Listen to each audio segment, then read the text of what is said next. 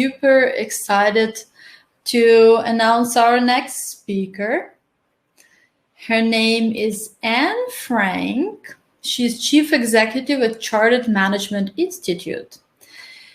And she started her career at Procter & Gamble and has held senior executive positions at Mars, Boots, Yelp, BSI, and is an expert on gender balance in the workspace and frequently speaks in the media and conferences on this and other management topics.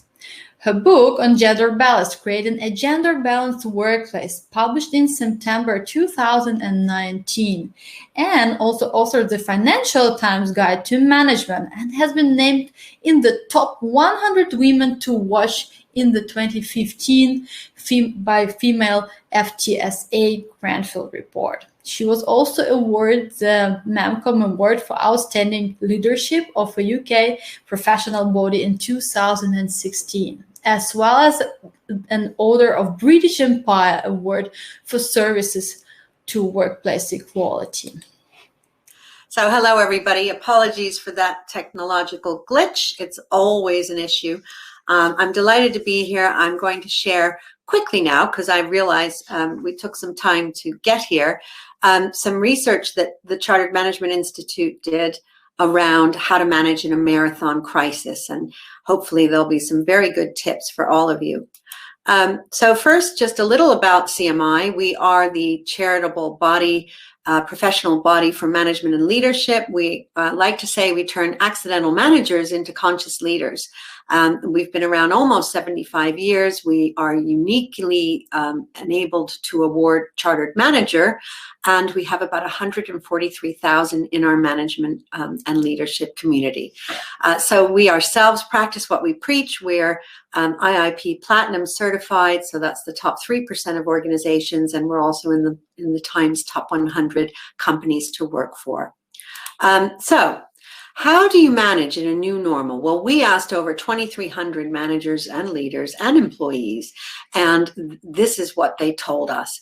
There are 4 areas of focus. The first, and it might surprise you, is it's not where you work, it's the way that you do it.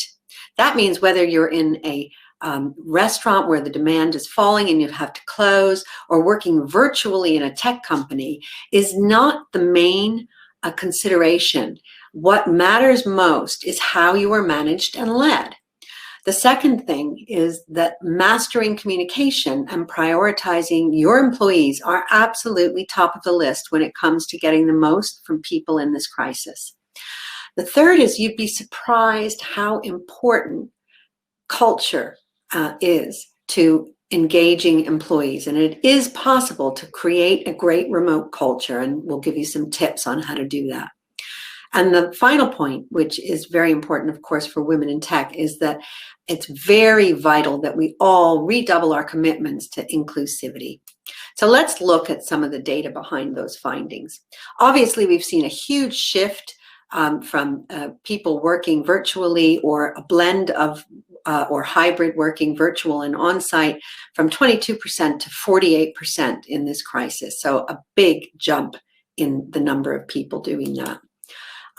But actually, you might think, well, since we're all working virtually, managers are less important. Quite the opposite.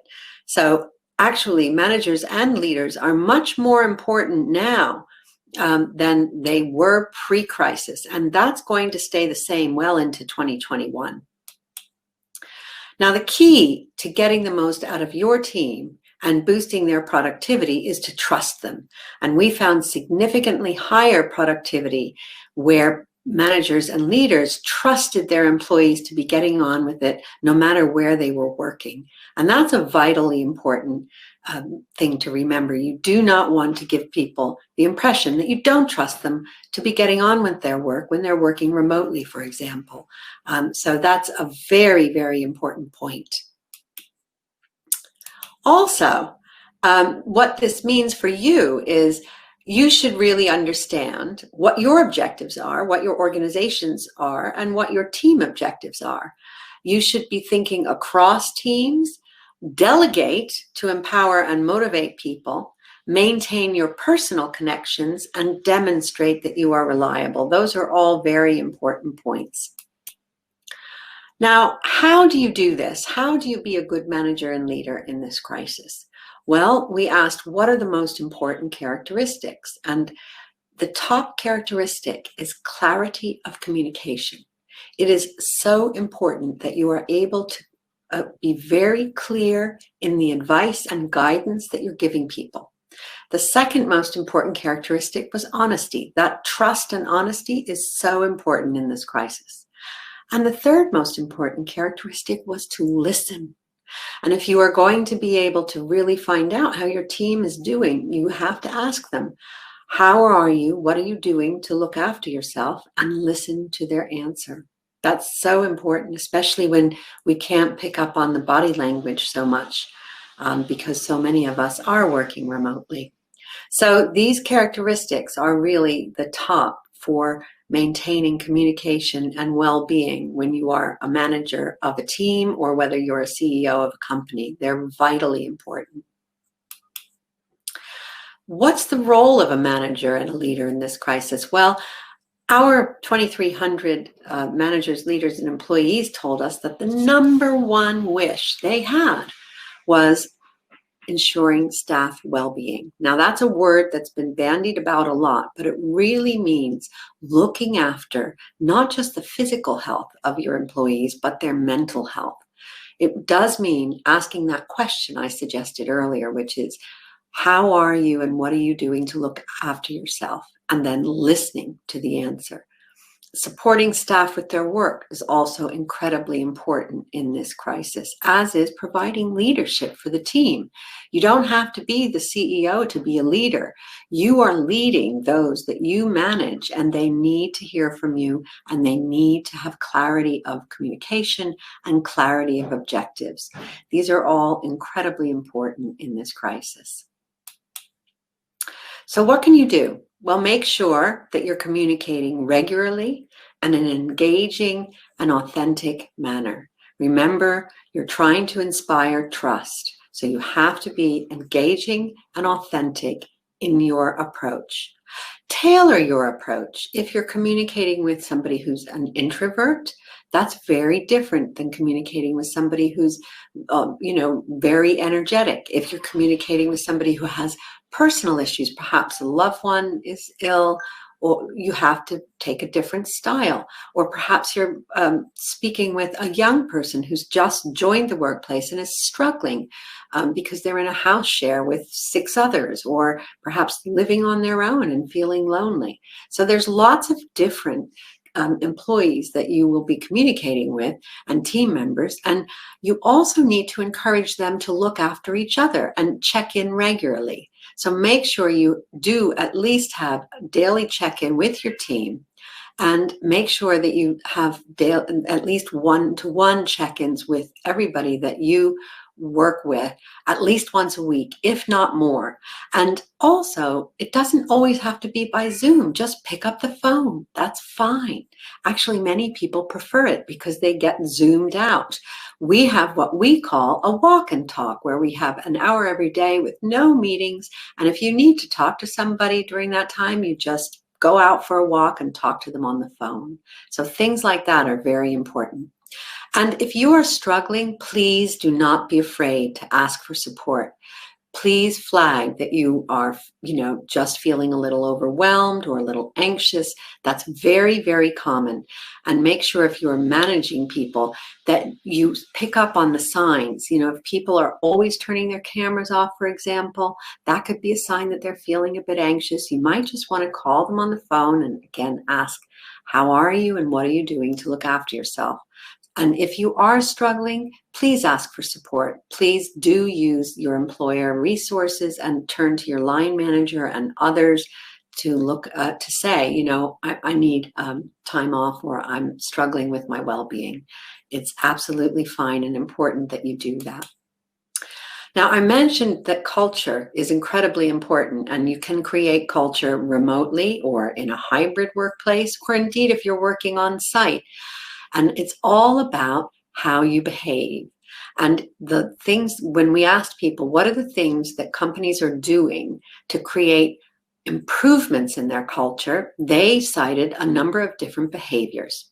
They said that having shared updates through emails or chat or even Zooms. We do that at CMI every week. I have a Friday update. I take questions. People ask them anonymously.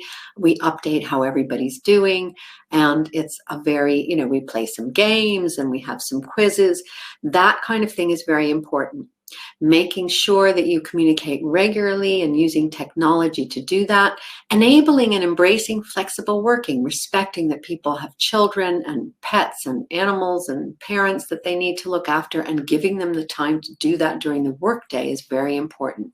When you do these things, and they're on the left-hand side of this chart, you do create a better culture and you do increase productivity. And if you do these things less, that's on the right-hand side of the chart, you can see that actually culture gets worse. So it's very important that you do the things that are listed here. So the key actions: culture is important and your views are important, so share them. If your company or organization isn't doing some of the good things, remind them of the need to do that. Try to provide solutions and ideas. Get to know others. Many people have told me they've gotten to know their other colleagues much better in this crisis. And make sure you look after yourself. Make time for your own personal development. That is so important. My final point is that diversity and inclusion is more important than ever. Unfortunately, though, when we asked our colleagues, their importance of it has somewhat dropped since the pandemic. But the biggest concern for me is that only 7% of white colleagues said that D&I was one of their top priorities, but 36% of Black colleagues told us that it was very important. And Black colleagues also were more likely to report that their managers didn't trust them.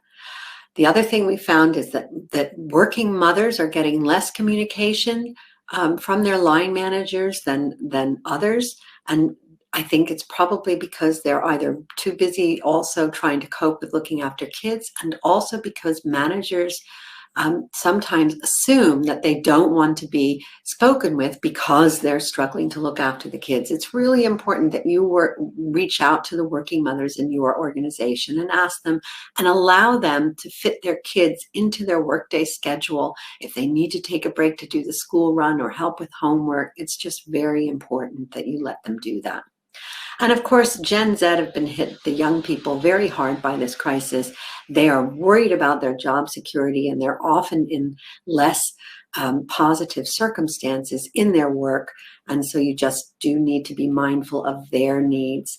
And everybody misses socializing in the workplace. That's the number one thing they miss. So if you can create informal opportunities to have staff picnics outdoors and things like that, you should certainly look into that. So the top takeaways: build trust. It's critical to driving productivity. Over communicate. That's the number one ask of people in this crisis. Clear, consistent, regular communication.